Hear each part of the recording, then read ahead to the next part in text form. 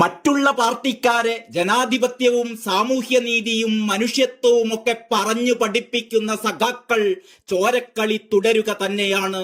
Bomb നിർമ്മാണവും കൊലവിളിയും. പാനൂരിൽ bomb നിർമ്മാണത്തിനിടയിലുണ്ടായ സ്ഫോടനത്തിൽ ഒരു CPM പ്രവർത്തകൻ കൊല്ലപ്പെട്ടിരിക്കുന്നു. പാനൂർ കൈവേലിക്കൽ സ്വദേശി ഷെറിൻ. അപകടത്തിൽ പരിക്കേറ്റ മറ്റൊരു CPM പ്രവർത്തകൻ വിനീഷിന്റെ നില ഗുരുതരമായി തുടരുന്നു. TP ചന്ദ്രശേഖരനെ 51 വെട്ടുവെട്ടിക്കൊന്ന കേസിൽ ജീവപര്യന്തത്തിന് ശിക്ഷിക്കപ്പെട്ട PK കുഞ്ഞനന്ദന്റെ പിന്മുറക്കാർ വീണ്ടും അതേ വഴിയിൽ, അതേ ചോരച്ചാലിൽ. KK ശൈലജ ടീച്ചറുടെ സ്വന്തം കുഞ്ഞനന്തേട്ടൻ നേതൃത്വം കൊടുത്ത ചോരക്കളിയുടെ ഓർമ്മ വീണ്ടും വടകര തിരഞ്ഞെടുപ്പിൽ സജീവ ചർച്ചയാകാൻ പോകുന്നു. KK ശൈലജ ടീച്ചർ ഇപ്പോഴും കുഞ്ഞനന്തേട്ടനെയും ഈ മാതിരിയുള്ള ബോംബ് നിർമ്മാണ ക്രിമിനലുകളെയും ഒക്കെ വെള്ളപൂശാനുള്ള ഒരുക്കത്തിലാണോ? ഇന്നലെ പുലർച്ചെ 1 മണിയോടെയാണ് പാനൂരിൽ നിർമ്മാണത്തിലിരിക്കുന്ന വീടിന്റെ ടെറസിൽ ബോംബ് നിർമ്മാണത്തിനിടെ സ്ഫോടനം നടന്നത് എന്നാണ് വിവരം. ഷെറിന് സ്ഫോടനത്തിൽ കൈക്കും മുഖത്തും ദേഹത്തും ഗുരുതരമായി പരിക്കേറ്റിരുന്നു. കൈപ്പത്തികൾ അറ്റുപോയ നിലയിലായിരുന്നു. രാത്രി തന്നെ ഷെറിനെയും വിനീഷിനെയും വിദഗ്ധ ചികിത്സക്കായി കോഴിക്കോട്ടെ സ്വകാര്യ ആശുപത്രിയിലേക്ക് മാറ്റിയെങ്കിലും ഷെറിൻ മരിച്ചു. സ്ഫോടന വിവരമറിഞ്ഞ് സ്ഥലത്തെത്തിയ കോൺഗ്രസ് നേതാക്കളെ പോലീസ് തടയുകയായിരുന്നു. ബോംബ് നിർമ്മിക്കുന്നു എന്ന് വിവരം കിട്ടിയിട്ടും പോലീസ് നടപടി എടുത്തില്ല എന്നാണ് കോൺഗ്രസ് ആരോപിക്കുന്നത്. ഇതിനിടെ സംഭവത്തിൽ രൂക്ഷ വിമർശനവുമായി RMP നേതാവും വടകര MLA KK രമ രംഗത്തെത്തി. കൊലപാതക ഫാക്ടറികളാകുന്ന പാർട്ടി ഗ്രാമത്തിൽ ഒരു ജീവൻ കൂടെ പൊലിഞ്ഞിരിക്കുകയാണ് എന്ന് രമ പറഞ്ഞു.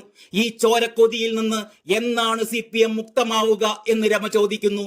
ബോംബ് നിർമ്മാണത്തിനിടെയാണ് സ്ഫോടനം ഉണ്ടായതെന്ന് പോലീസ് തന്നെ പറയുമ്പോൾ വടകര മണ്ഡലത്തിലുടനീളം കലാപം നടത്താനുള്ള ആസൂത്രണമാണ് അണിയറയിൽ നടക്കുന്നതെന്ന് ഉറപ്പിക്കാമെന്നും രമ ആരോപിക്കുന്നു.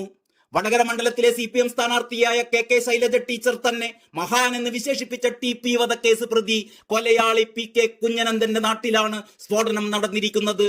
കുഞ്ഞനന്ദനും KK ശൈലജയും P ജയരാജനും ഒക്കെയായി വലിയ അടുപ്പമുള്ള പ്രവർത്തകർക്കാണ് സ്ഫോടനത്തിൽ പരിക്കേറ്റത് എന്നത് അതീവ ഗൗരവമുള്ള കാര്യമാണ്.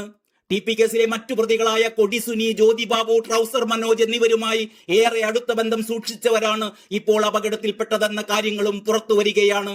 CPM നേതൃത്വം അറിഞ്ഞുകൊണ്ട് തന്നെയാണ് വടകര മണ്ഡലത്തിൽ കലാപം ആസൂത്രണം ചെയ്യുന്നത് എന്ന കാര്യം ഇതിൽ നിന്നെല്ലാം വ്യക്തമാവുകയാണ്. രമ ഫേസ്ബുക്ക് പോസ്റ്റിൽ പറയുന്നു.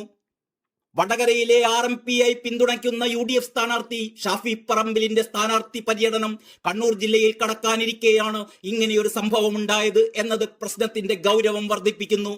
തിരഞ്ഞെടുപ്പ് സമയത്ത് പോലും ജനങ്ങളെയും എതിർ പാർട്ടിക്കാരെയും അക്രമവും ഭീഷണിയും കൊണ്ട് അടക്കി നിർത്തി വിജയിച്ചു കയറാം എന്ന മൂഢവിശ്വാസത്തിലാണ് ഇന്നും CPM നിലനിൽക്കുന്നത്. ഇത്തരം അക്രമകാരികൾക്കെതിരെയുള്ള ശക്തമായ താക്കീതായി ഈ തിരഞ്ഞെടുപ്പ് മാറണം. ഇപ്പോൾ സ്ഫോടനമുണ്ടായ ഒരു കേന്ദ്രത്തിൽ മാത്രമല്ല, കണ്ണൂരിലെ പല CPM ഗ്രാമങ്ങളിലും ഇത്തരം അക്രമ ഫാക്ടറികൾ സജീവമായി പ്രവർത്തിക്കുന്നുണ്ട് എന്ന് വേണം കരുതാൻ, രമ പറയുന്നു.